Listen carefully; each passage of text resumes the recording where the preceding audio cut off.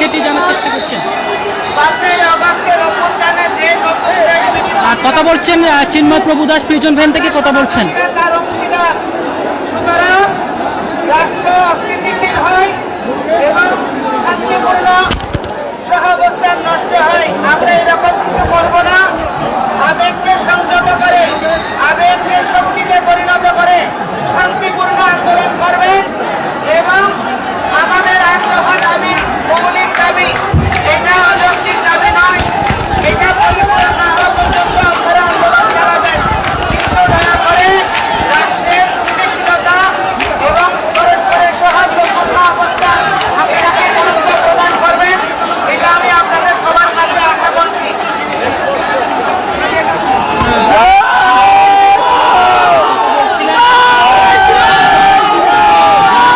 চিন্ময় প্রভু উনি আসলে সনাতনী যে বক্তরা রয়েছেন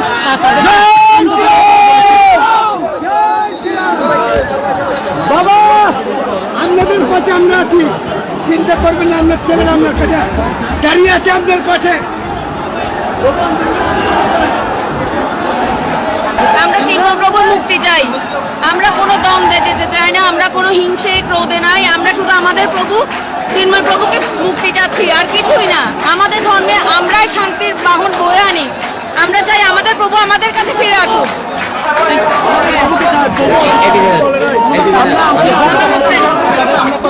আমাদের চিন্ময় প্রভু হচ্ছে একজন ব্রহ্মচারী মানুষ। উনি সব লোভ লালসা ত্যাগ করে উনি এই পথে এসেছেন। উনি এসেছেন নিজে কৃষ্ণ নাম প্রচার করার। উনি ওনার মতো এরকম একটা গৃহত্যাগী মানুষকে যদি এমন ভাবে কেউ গ্রেপ্তার করে, কেউ হয়রানি করে, এটা খুব অন্যায়। এটা রাষ্ট্রের কোনো স্বাধীনতা আছে বলে আমি মনে করি না। যদি বলতেন আসলে বক্তব্যের সাথে কথা বলছিলাম, তারা যেমন জানিয়েছেন তারা কর্মগুরু হিসেবে